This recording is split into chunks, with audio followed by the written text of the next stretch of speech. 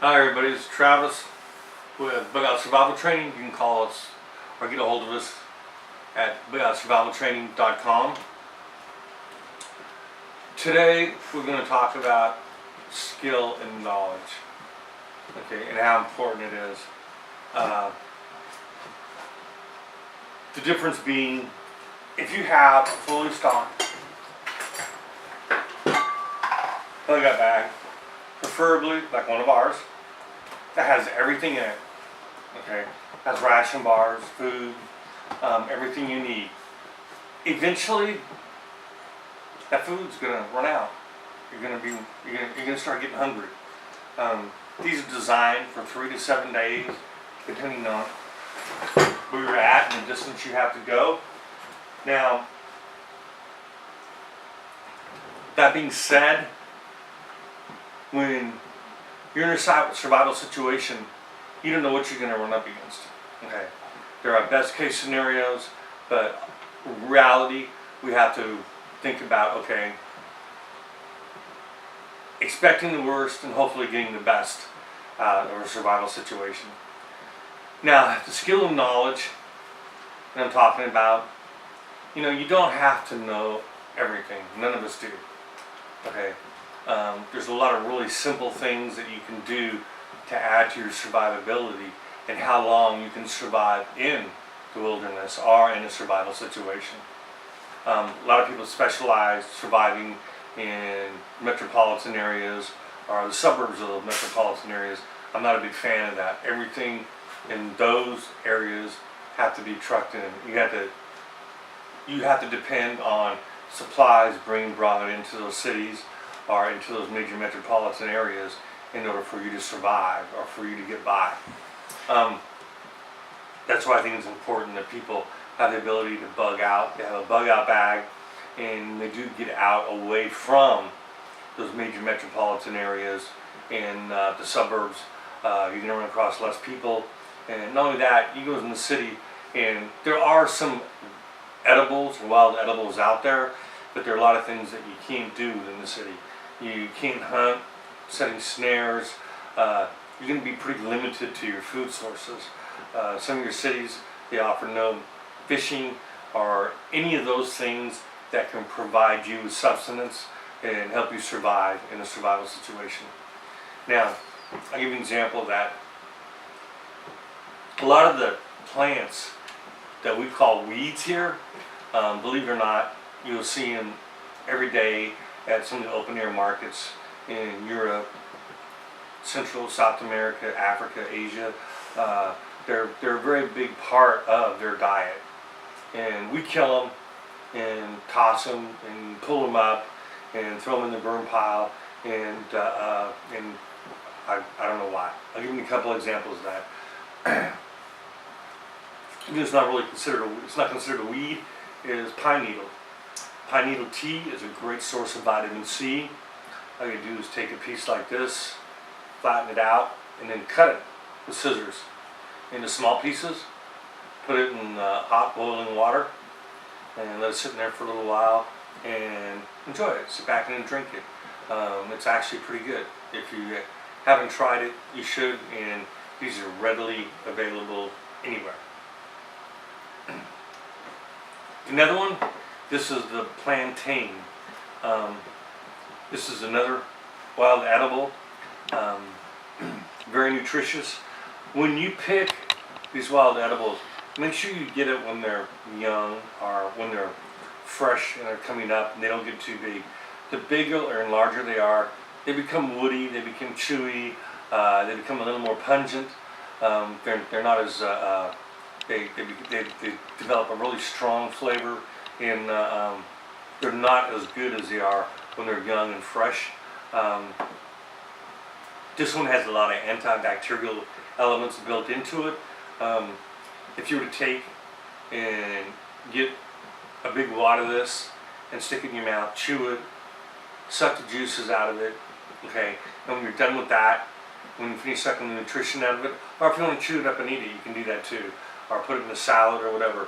But if you do put a big cut of it in your mouth and you chew it, if you take and you put it on a sore or a wound, you'd be surprised how quickly it heals.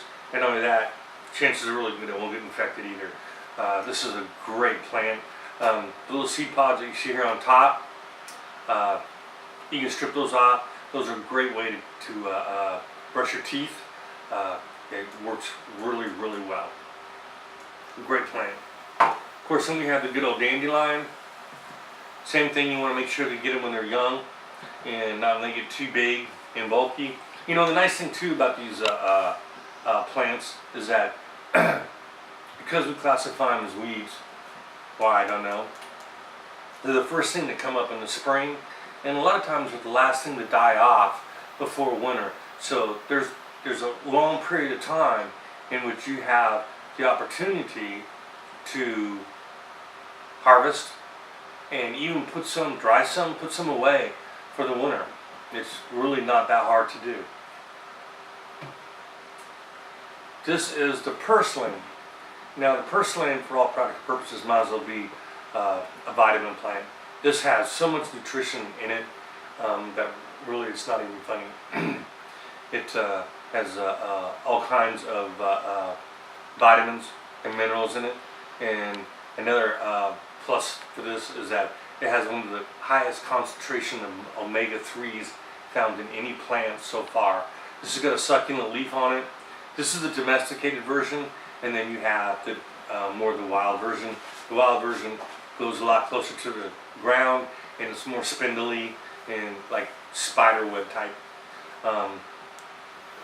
The domesticated version has a milder flavor, has just a bit of a lemon, hint of lemon to it, and you can throw this in salads. You can put it in anything you want. You can take off the petals and dry them, and you can add them to soups and stews or gravies as a thickening agent. And not only have you added the ability to thicken it, but you also have added a lot of nutrition to it as well. Another one is, and all of these are very common, you can find them just about anywhere. Another one is chickweed. Chickweed is another really good plant. There's usually plenty of them out there, and if you cook it, don't overcook this stuff unless you have a digestive problem and you have a hard time with roughage, or and if you do have a hard time with roughage, cook them down, make them softer. But if you don't have to, don't overcook them. Just cook them until they're tender, or until you know they're easy to eat. Now you have these. I told you about the chickweed. Just take and put it in some hot water and let it cook. You don't have to overcook it. And if you add a little bit of butter buds or salt to it, or whatever you may have to season something with, it tastes a lot like corn on the cob, believe it or not. Very, very good. You have the same thing with your cattails. The cattails, almost all the cattail is edible. Okay, the root bulb in the bottom of it, you can clean it up, peel it, and cook it just like you would potato, or you can eat them raw. Put them in a salad, or add them to any kind of soup or stew. All you're doing, once again, is adding nutrition to it. So that's knowledge. Just a little knowledge to go along with. Like I said, instead of just surviving, you can thrive, and you can add a much longer time, and it can be a much more enjoyable experience with a little knowledge. The other thing I want to go over is mushrooms. People have this like amazing fear of mushrooms. Okay, and out of all the mushrooms in the mushroom kingdom, if that's what you want to call it, out of I think between 25 and 30,000 different varieties of mushrooms that are out there, only 1% have the ability or are toxic enough to kill you. Okay, or make you sick enough to kill you. And your primary culprits are the death cap mushroom and the destroying angels mushroom. Both of those are very, very toxic. Now, so that's 1%. Then you have the other 20%, which are the edible ones, the ones you can go out and eat. Your morels, your hen of the woods, your oyster mushrooms, old man of the woods. There's so many different mushrooms out there that are edible. Okay, so let's put this in perspective a little bit. Out of all those mushrooms out there, the 25 to 30,000 different varieties and species, and if only 1% of them are poisonous, that's only 250 to 300 mushrooms out there that are poisonous that can be possibly be life-threatening. Okay, then the 20% are the edible ones.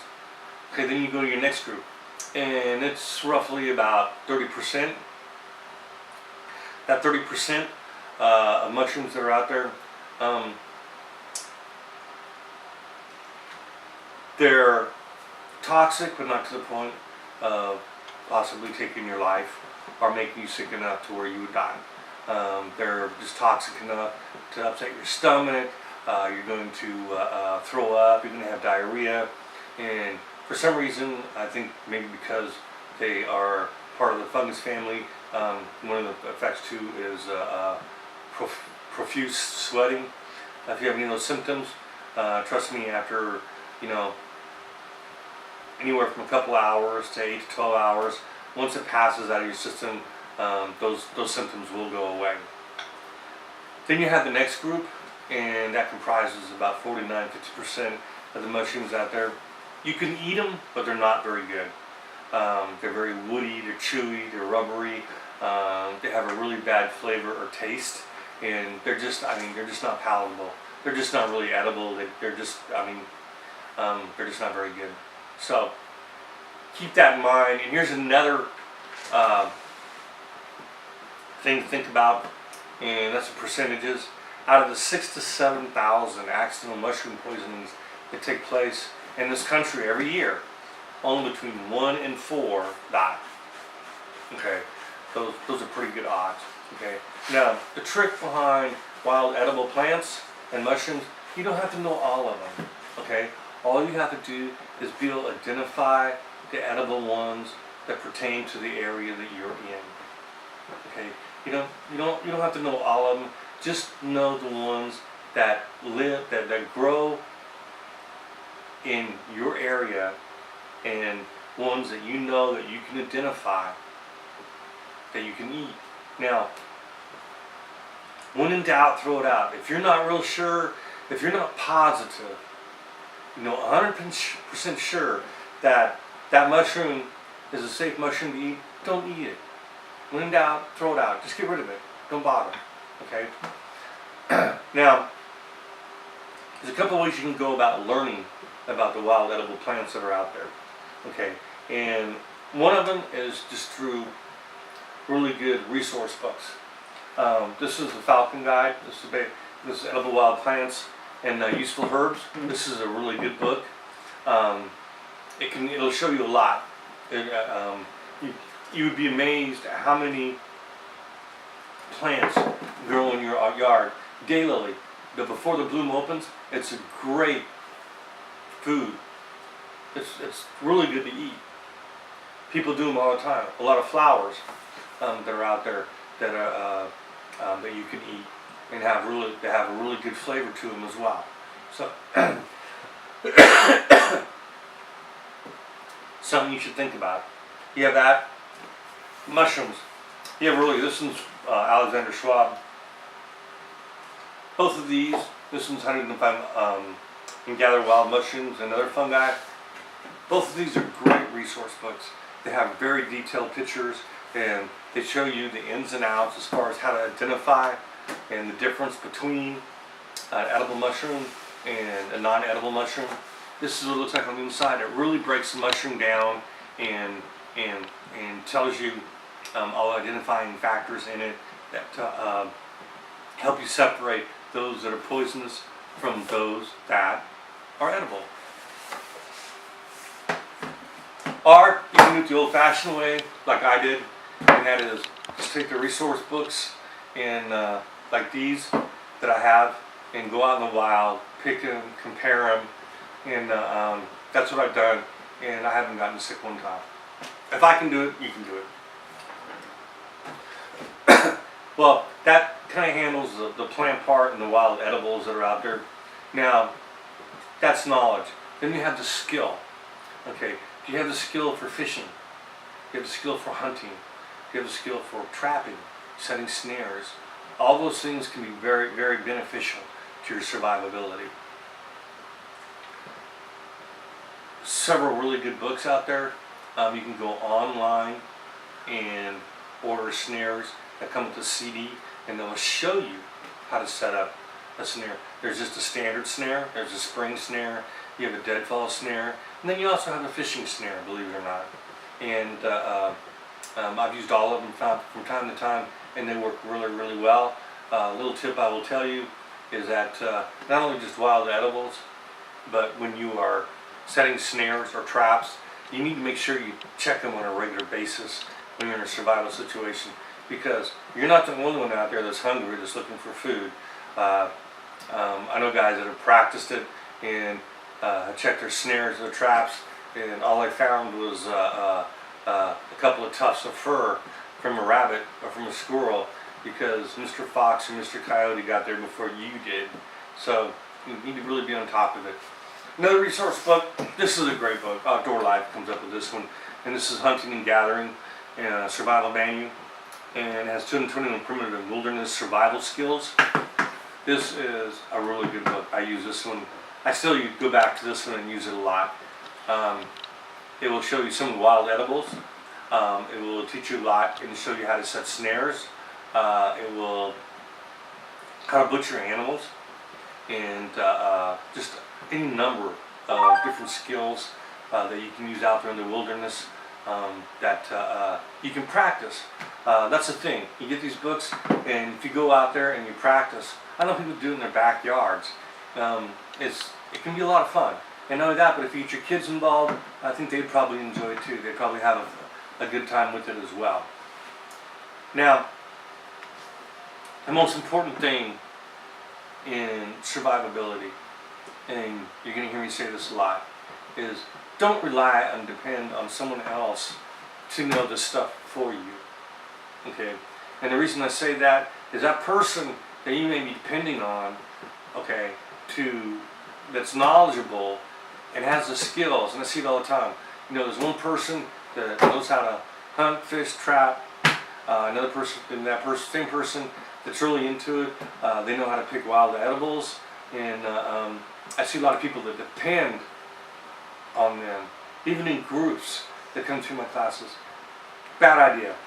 What if something happens to that person? What if they don't make the show? What if in an emergency situation, you go to get to your rendezvous point and they don't show up? Something's happened and they don't make it. What are you going to do then? Well, the most important thing that you can do, okay, is become a survivalist. And that is take responsibility for your own survivability. Don't leave it in the hands of somebody else. Okay? Make sure that you take on that responsibility for your own survivability, your own safety, okay, and security. Don't leave it in the hands of somebody else. That's a really bad idea. Because when things get desperate enough, even if that person makes it, things get desperate enough, okay, and things are getting really, really slim. Okay, their main interest, their main concern is protecting their own interest, not yours. Okay, they're going to be all focused on feeding and watering themselves, keeping themselves hydrated. Okay, trying to maintain their own nutrition. Your wants and your needs and your survivability aren't going to mean shit to them. Okay, and that's the God's truth.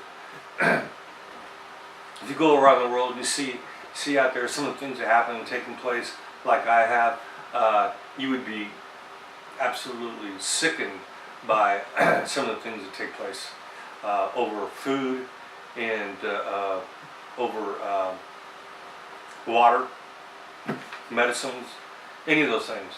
So keep that in mind. Think about it, I hope this has been helpful, and like I said, a little skill, knowledge will make all the difference in the world. You don't have to be an Einstein. Like I said, if I can do it, you can do it. So, I think that's going to do it. This is Travis with Bugout Survival Training. You can find us at bugoutsurvivaltraining.com.